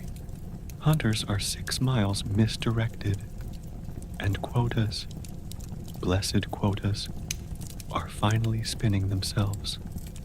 Dream tight, listener. Tomorrow we tackle the haunted laundry. And silk sheets have longer memories than skeleton accountants. The rooster helm still dangles above your broom closet office when the steward's midnight memo arrives by pneumatic raven. Urgent. Laundry apparitions breach containment. Silk sheets attempting insurrection. Superintendent of Cobweb compliance temporarily reassigned to linen pacification. Below, a scrawled postscript. Quota credits double for textile exorcisms. Providence, munching leftover moth wings at your elbow, emits a squeak that translates as hazard pay. You sigh, secure Bristlepole III, and march toward the castle's least visited basement. The lavatorium immortui, laundry of the undying. Stone steps descend through lint-flecked gloom. Each landing sports abandoned soapstones carved with unhappy cherubs. Cobweb Union Local 666 has woven elegant hammocks between banisters, but your badge immunizes you from their hissing toll demands. At the final archway hangs a sign printed in 8 languages and one persistent scream. Danger. Sheets possessed after second rinse. Inside, boilers gurgle like cauldrons, debating theology. Rows of mangle rollers clack by themselves, flattening nothing. A sour wind flaps through iron-barred windows, agitating piles of laundry into quasi-human silhouettes. You spot the laundry forewoman, a translucent ghoul in a starched bonnet, levitating over a toppled hamper. Her clipboard floats beside her, pages fluttering in panic. About time management sent help. She wails, in a voice equal parts steam whistle and widow's lament. The Count's ceremonial cape is missing. The silk sheets are unionizing, and the towels keep trying to drown each other. She thrusts the clipboard at you. Sign here. Assumption of spectral liability. You scribble an illegible flourish. Providence stamps a paw print. The forewoman ushers you toward the sorting hall, door hanging from hinges like a slack jaw. Within, chaos pirouettes.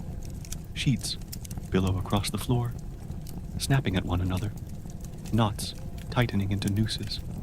A gaggle of pillowcases flap overhead like startled doves, shrieking lullabies backward.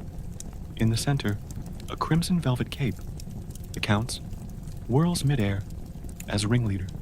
Tasseled collar, barking orders in bat sonar. First strategy, diplomacy. You clear your throat. Esteemed linens, your duty is to comfort, not overthrow.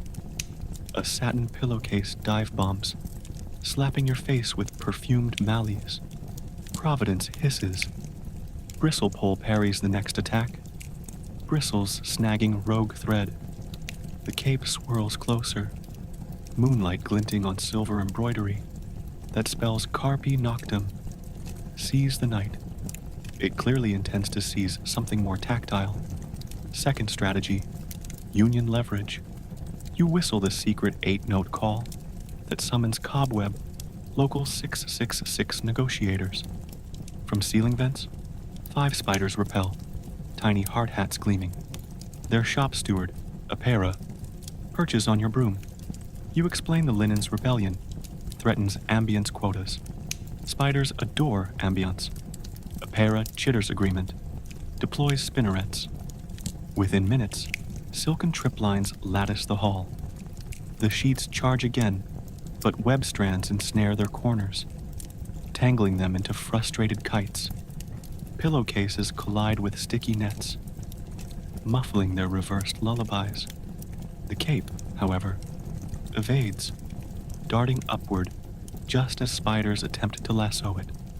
It ricochets off chandeliers, then darts through a gash in the far wall into the drying tunnels, shrieking a siren's note of defiance. You give chase, Providence clinging like a furry epaulette. The drying tunnels are heated by dragon-forged furnaces, long since extinct. Residual heat still wafts, warping air and sanity alike. Laundry lines trellis overhead, sagging with half-dry cassocks and lace veils. Somewhere ahead, the Count's cape flutters, its shadow stumbling crazily across bricks. A sudden clang stops you. An iron door slams, frame sealing with thaumaturgic rivets. From the gloom emerges a man in a pristine linen inspector smock, silver stake protruding from breast pocket. Junior Grindle, vampire hunter, clearly infiltrated through service corridors. He levels a pressurized starch sprayer. Step aside, Castle Stooge. That cape is relic evidence. We'll salt it, stake it, and hang it over Rookhaven's gate. Behind him, Senior Grindle hefts a bundle of garlic-soaked dryer sheets, eyes blazing with sanitizing zeal. Providence bares teeth. You raise bristlepole but hesitate. Attack hunters, betray humanity, yet aiding them voids your arterial lease. Moral arithmetic runs negative. You invent Plan C, weaponized laundry. You whistle a second spider code. Operation Static Cling. Epira's squad, still trailing, descend, spinning conductive threads between rows of damp cassocks. You grab a copper grounding rod from a mangle gearbox, jam it into a puddle. Grindle mocks. Cobwebs won't stop disinfectant. You smile. They'll redirect it. Junior fires starch mist, pressurized vapor arcs into spiderweb lattice, travels along silk, leaps to copper rod, and discharges in a blinding flash. Static electricity crackles. Garlic dryer sheets ignite, blanketing hunters in fragrant smoke. They cough, stumble, trip over fallen pillowcases, and collapse inward a hamper of wet altar cloths that promptly constrict like an anaconda. You pin the hamper lid with the broom handle. Crisis temporarily quilted. You and Providence squeeze through the iron door's cat flap, following crimson flutter echoes to the furnace heart. Here, colossal gears turn laundry drums the size of cathedrals. The Count's cape circles the tallest spindle, perhaps seeking thermal updrafts. You climb a service ladder, spiders flanking like knightly squires. Halfway up, the cape shifts tactics, diving toward the gearworks, intent on shredding itself into 1,000 defiant ribbons. You lunge, catching a trailing corner. Velvet whips around your wrist, yanking you from the ladder. Providence bites the fabric, adding counterweight. You dangle above gears, grinding out basso rumble. The cape twists, trying to toss you into cogs, but spiders lash silk from overhead supports, anchoring you like a marionette. You speak to it. Why not? His lordship values punctuality. You bail now, he'll commission polyester replacements. The cape shudders in horror. Polyester, the undead textile's kryptonite. It slackens, conceding.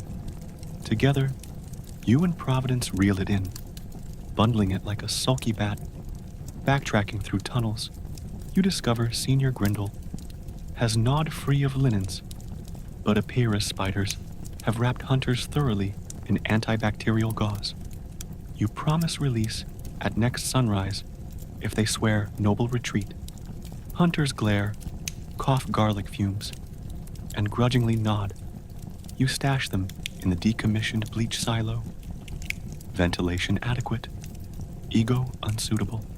Returning to laundry forewoman, you present the subjugated sheets, now docile under spider parole, and the cape, folded respectfully. She stamps completion voucher.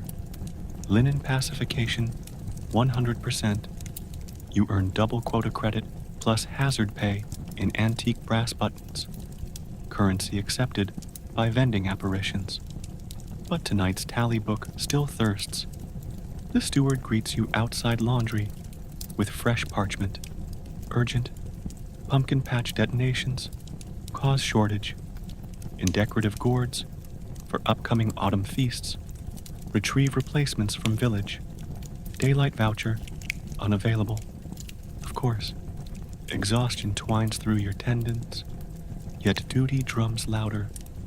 You stash cape in the Count's wardrobe, pausing to admire its inner lining stitched with constellations that rearrange when no one looks. Then trek back through corridors, where your cobwebs now glitter like captured moons. Near your office broom closet, you pass the rooster helm perched sentinel. It seems to nod approval. You hang your new silk pacifier badge beside the helm, starting a lopsided uniform. Providence curls on a shelving bracket, batting abacus beads. You collapse on straw cot, brass buttons jingling in pocket, ears echoing dryer drums. Before sleep suffocates thought, you jot Rule 16 on the margin of yesterday's quota sheet. When life puts you through the ringer, steal the cape, snare the hunters, and never trust a sheet after rinse 2. You consider adding footnote about polyester threats, but drift off, dreaming of spiders knitting liberation manifestos from silver thread. Outside, the Count dons his returned cape, smiling at its obedience. Somewhere in a bleach silo, hunters lament static, and down in Laboratorium Immortui, silk sheets whisper lullabies, this time forwards, while spiders tally overtime in moth wings. Rest easy, listener. The spin cycle's done, but tomorrow's rinse begins at dusk. Dawn limps over the battlements like a debtor who overslept Judgment Day. You've slept perhaps 50 minutes, enough to crumple print the straw pattern onto your cheek, not enough to quiet the ringing in your ears from last night's pumpkin fireworks. Providence wakes first, pattering your face with cold ferret paws and squeaking a single syllable that sounds eerily like inventory. The word yanks you upright. Sure enough, a scarlet envelope lies shoved beneath the broom closet door, sealed with the Count's crest in congealed burgundy wax. You break the seal to find a memo penned in the steward's angular script. Subject: Pulse Audit. Final phase. All personnel with functional circulatory systems must report to the Hall of Hemoglobin Metrics by the 6th stroke of the organ. Note: failure to appear equals forfeiture of accrued breathing privileges. You glance at the chronometer hanging beside your rooster helm. 2 minutes until the 6th chord. So much for washing the gingerbread glaze out of your hair. Bristle pole in hand. Providence tucked into cloak.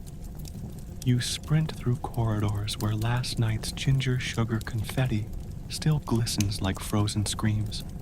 Cobwebs shimmer overhead. Apera's union crew exceeded quota so spectacularly that corridors now resemble tunnels inside crystalline ghosts.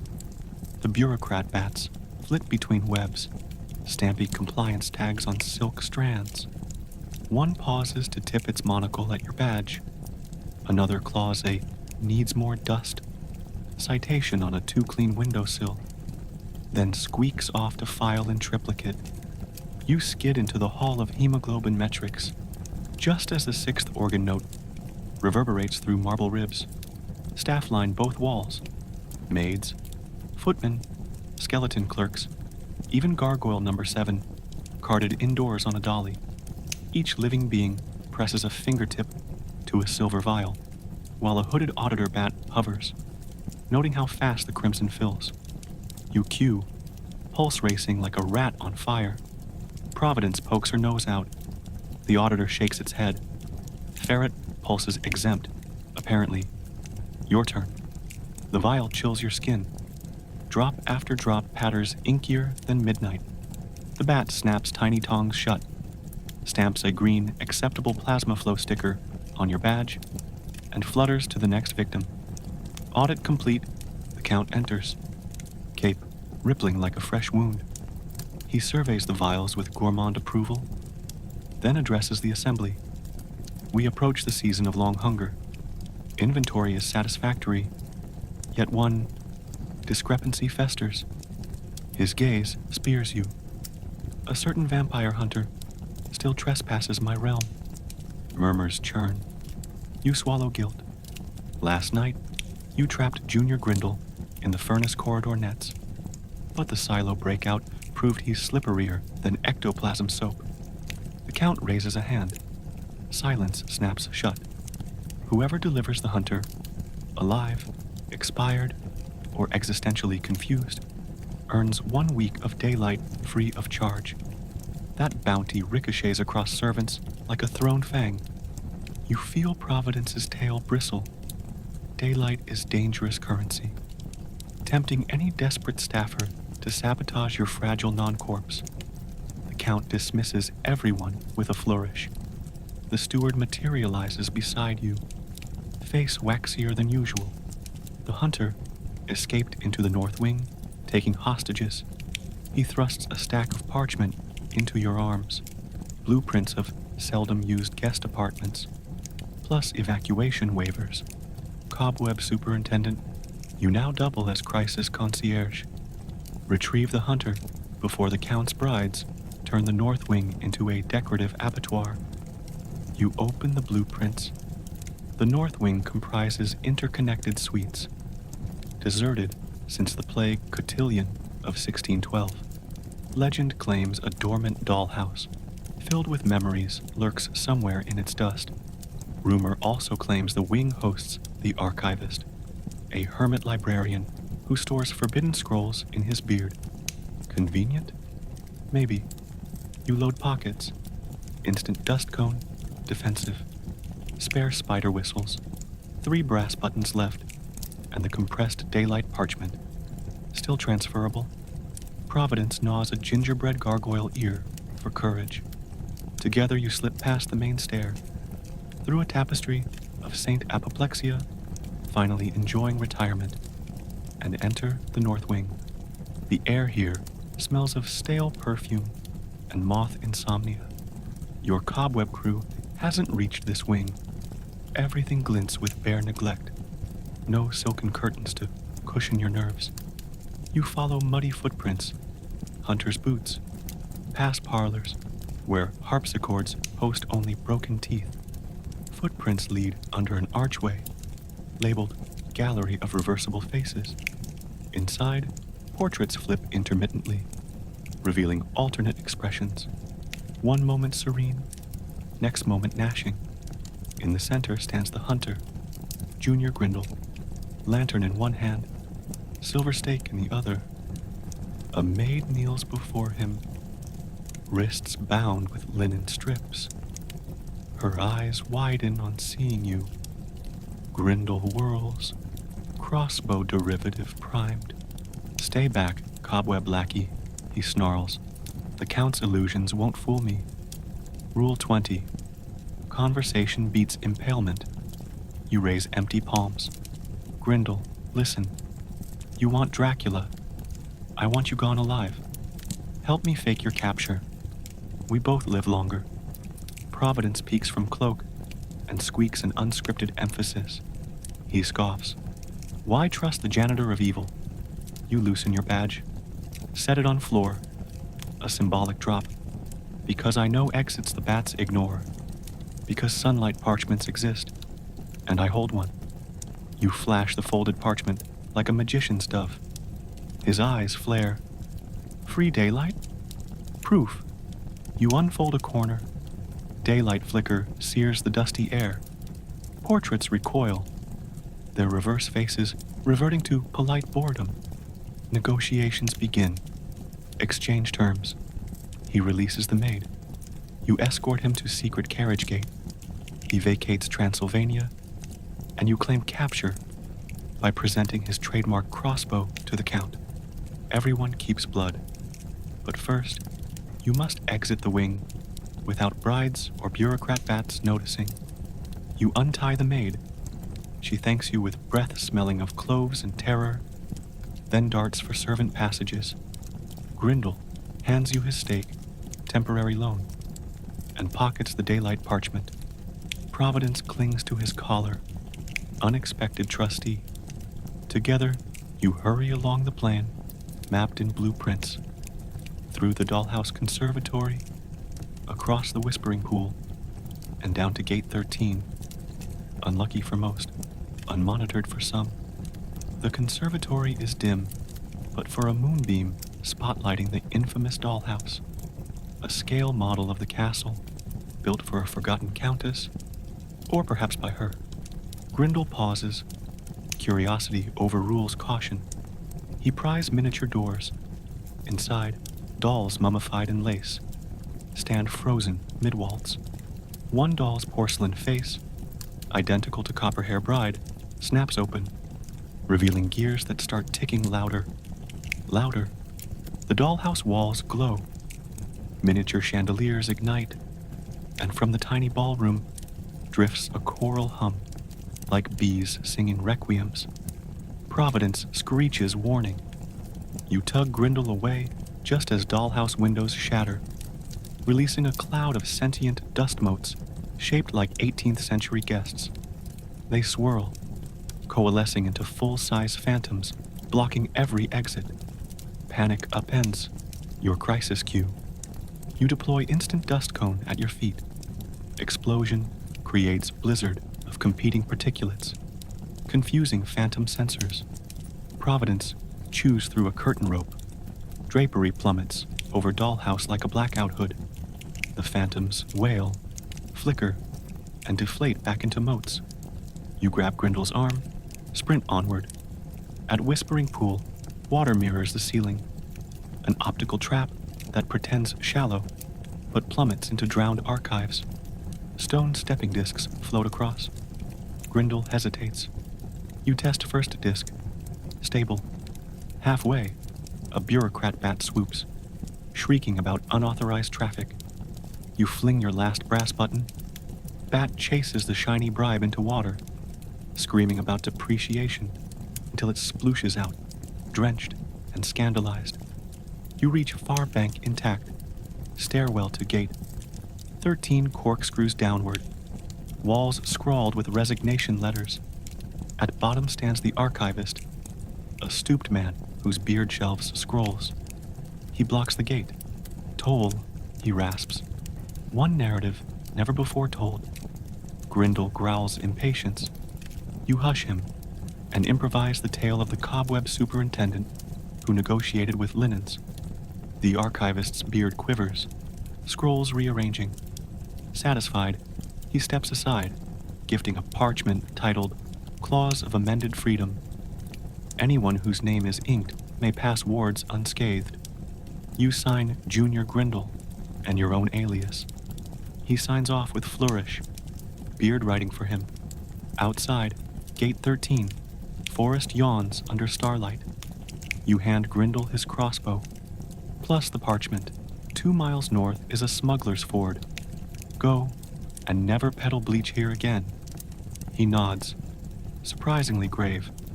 Providence returns to you, fur still smelling of garlic. Grindel disappears into pines. You trek back via bat-inspected corridors, clutching empty stake as proof of confrontation. Steward awaits in Great Hall. Brides perched overhead. You display crossbow. Claim hunter fell into abyss after valiant struggle. Brides pout. No fresh toy. But Count appears, eyes gleaming. He weighs crossbow, inhales residual garlic, smiles. Efficient. Reward, recalibrated. 2 additional daylight hours, non-transferable. Lesser than offered, but beats exsanguination. You bow, badge restored. The Count dismisses you with a craned eyebrow toward cobwebless north wing. Hint for tomorrow's quota. Providence yawns. You pick a spider off her whiskers. Back in broom closet, you hang crossbow beside rooster helm. Trophy to misdirect suspicion. You file the archivist's clause under someday. Then, heart-hammering aftermath. You scribble, rule 21. Some liberties can't be transferred without interest. Spend them anyway. You pillowhead on bristlepole's weary bristles. Outside, bureaucrat bats file incident reports. Capes glide satisfied. Spider Union develops a pension plan.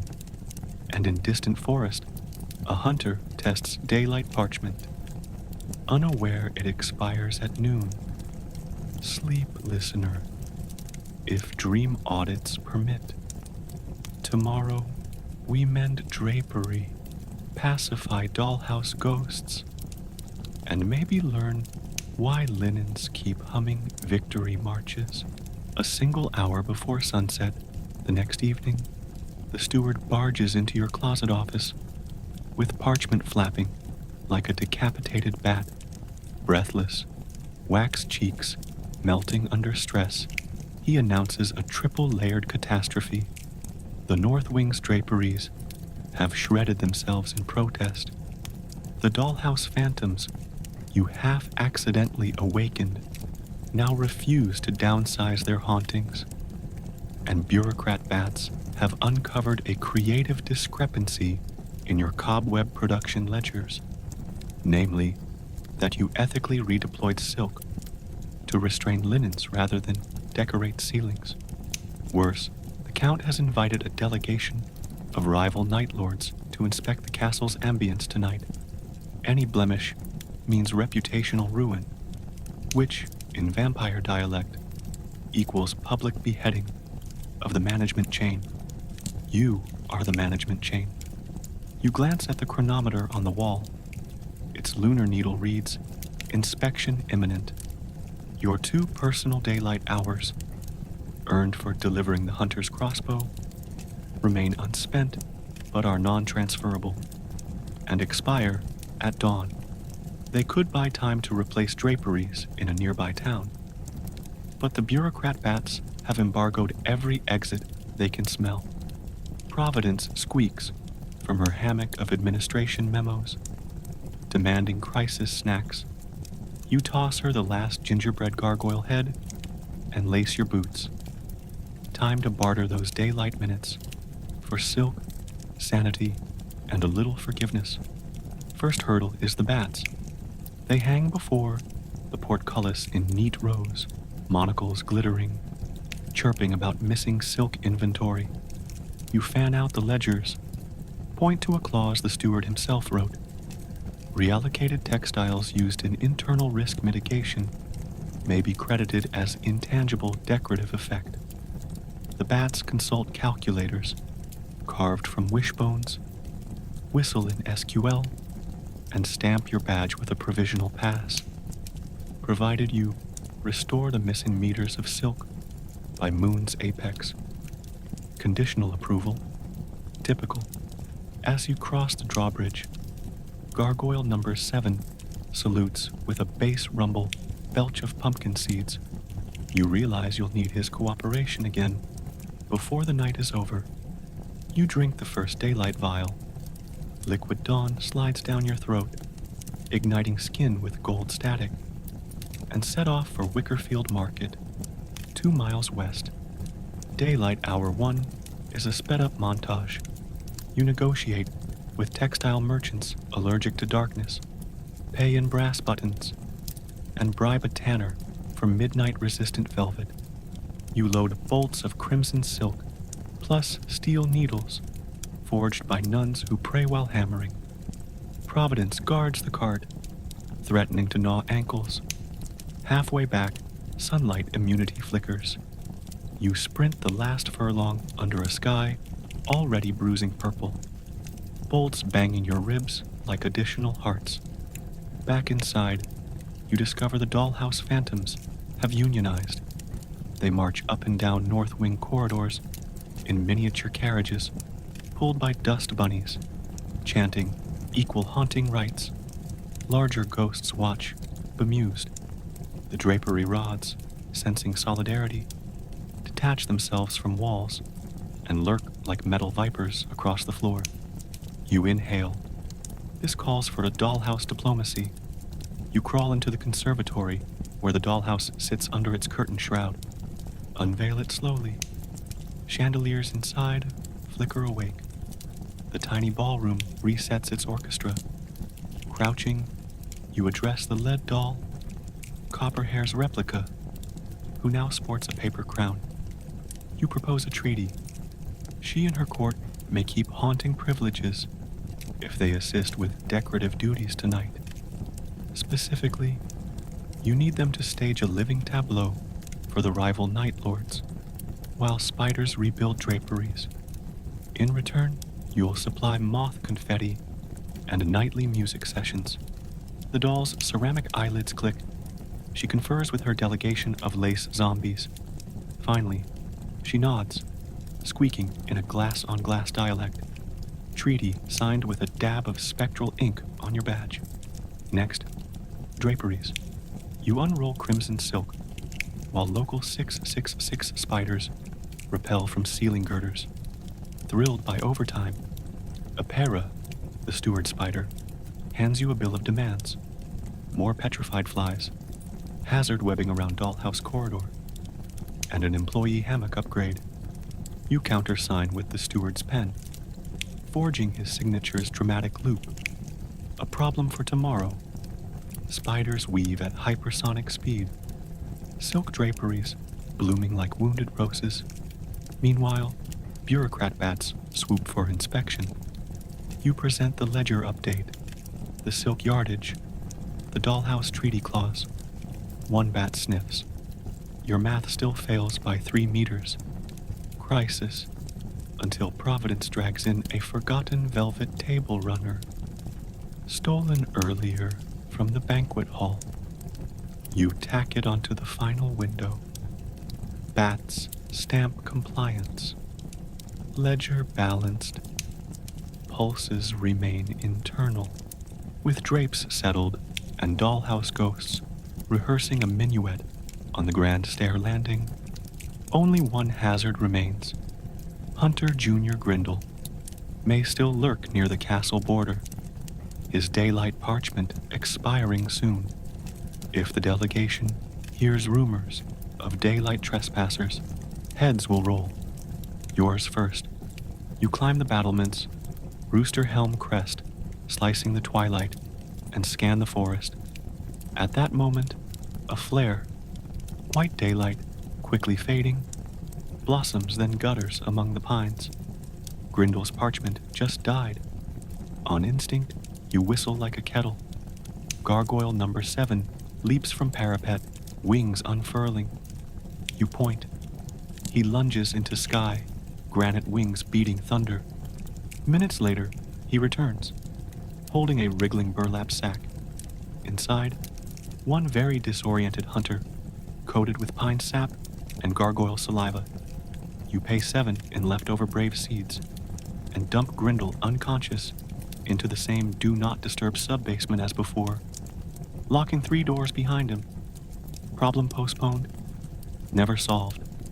Castle philosophy in action. Back in the Great Hall, the banquet bells toll. Rival Night Lords arrive, cloaked in opal gloom. Chandeliers light, casting webs in golden filigree. Brides descend. Copper hair, wearing a stolen gingerbread tiara. Black hair draped in ghost white silk you replaced earlier. At the stroke of moon's apex, dolls in miniature carriages roll down the stairs, performing their waltz.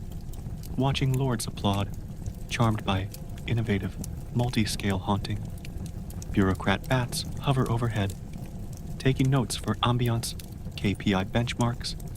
Count Dracula sweeps in last, Cape whispering approval. His crimson eyes track every detail, landing finally on you. Helm slightly askew, Broom still glittered with phantom dust. He raises a crystal goblet in toast. Let us recognize the artisan behind tonight's spectacle. Guests pivot. You freeze. He continues, the castle's Cobweb superintendent, master of threads, seen and unseen. Applause erupts. Skeletal claps, stone hand clanks, faint porcelain taps from dolls. You bow too fast. Roosterhelm nearly flies off.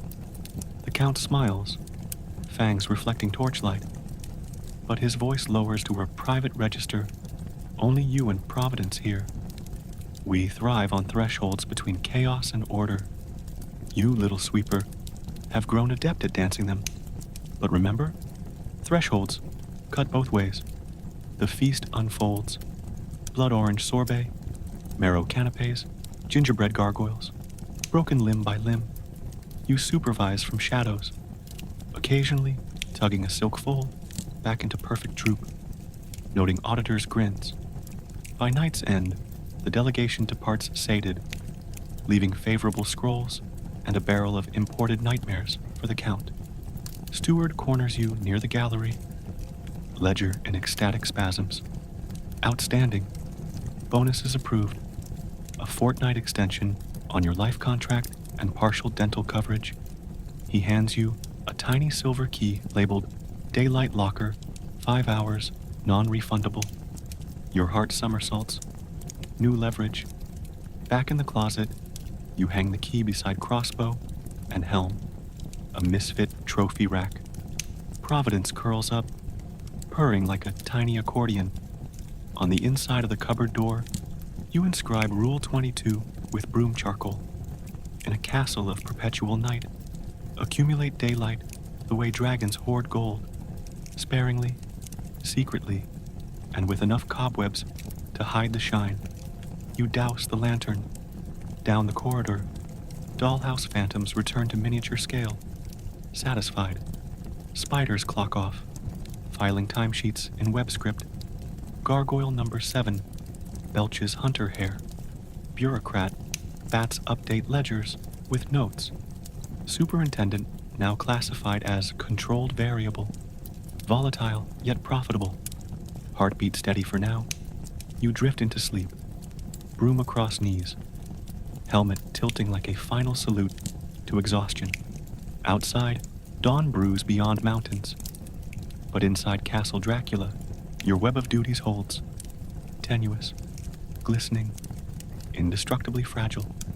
Tomorrow, you'll spend or save daylight, renegotiate spider pensions, and maybe audit the pantry for garlic sabotage. Until then, rest, listener, in the hush where nightmares pay rent and cobwebs accrue interest.